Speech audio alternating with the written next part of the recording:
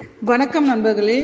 இன்னைக்கு ஒரு சின்ன விளையாட்டு பொருள் நமக்கு ஒரு பெரிய வாழ்க்கை பாடத்தை சொல்ல போகுது. அதுதான் பம்பரம்.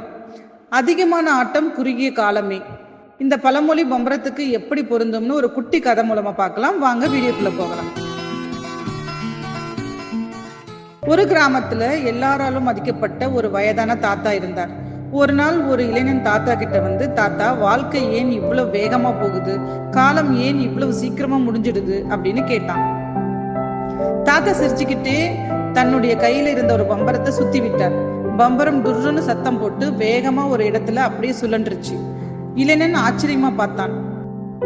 கொஞ்ச நேரம் கழிச்சு பம்பரத்தோட வேகம் குறைஞ்சி அது தள்ளாடி ஒரு பக்கமா சாய்ஞ்சி கடைசியா நின்னுடுச்சு. தாத்தா இளைஞனை பார்த்து சொன்னார், பாத்தியா கண்ணா, இந்த பம்பரம் எவ்வளவு வேகமா சுழன்றாலும் அதோட ஆட்டம் ஒரு கட்டத்துல நின்னே தீரும்.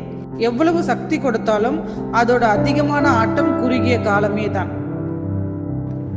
இது மாதிரிதான் நம்முடைய இளமை, சக்தி, வாய்ப்புகள் எல்லாமே.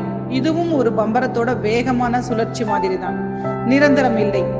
ஆனா அந்த குறுகிய கால ஆட்டத்தை நாம எப்படி பயன்படுத்துறோம்ங்கிறது தான் முக்கியம். பம்பரம் சுழன்ற வரைக்கும் அது ஒரு தெளிவான வட்டத்தை உருவாக்குச்சு. அது மாதிரி நமக்கு கிடைச்ச இந்த குறுகிய கால வாழ்க்கையில நம்ம என்ன சாதிக்கிறோம், என்ன நல்லது செய்யறோம், எவ்வளவு அர்த்தமுள்ளதா வாழறோம்ங்கிறது தான் முக்கியம். காலம் இருக்குன்னு சும்மா இருந்தா பம்பரம் நின்னு போன மாதிரி நம்ம வாழ்க்கைக்கும் ஒரு நாள் முடிவு வரும்போது எந்த சுவடும் இல்லாம போயிடும்.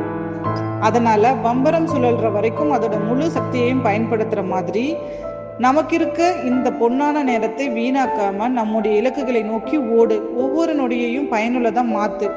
உன்னுடைய வாழ்க்கைங்கிற பம்பரம் சுழலும் போது ஒரு தெளிவான அழகான அடையாளத்தை விட்டுட்டு போகட்டும். இளைஞன் தாத்தாவின் வார்த்தைகளை ஆழமா புரிஞ்சுக்கிட்டான். நண்பர்களே, பம்பரத்தோட இந்த எளிய படம் நமக்கு என்ன சொல்லுதுன்னா, நமக்கு கிடைச்சிருக்கிற நேரம் பொன்னானது. இளமை, சக்தி இதெல்லாம் நிரந்தரம் இல்லை.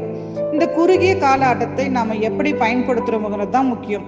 நம்ம வாழ்க்கையோட மதிப்பை தீர்மானிக்கும் சோம்பேறித்தனத்தை விட்டுட்டு ஒவ்வொரு நொடியையும் அர்த்தமுள்ளதா வாழ்வோம். இந்த வீடியோ உங்களுக்கு பிடிச்சிருக்கும் நம்புறேன். இந்த வீடியோ பத்தி நீங்க என்ன நினைக்கிறீங்கன்னு கமெண்ட்ஸ்ல சொல்லுங்க. மறக்காம நம்ம சேனலை சப்ஸ்கிரைப் பண்ணிடுங்க. அடுத்த வீடியோல சந்திக்கலாம். அது வரைக்கும் நன்றி, வணக்கம்.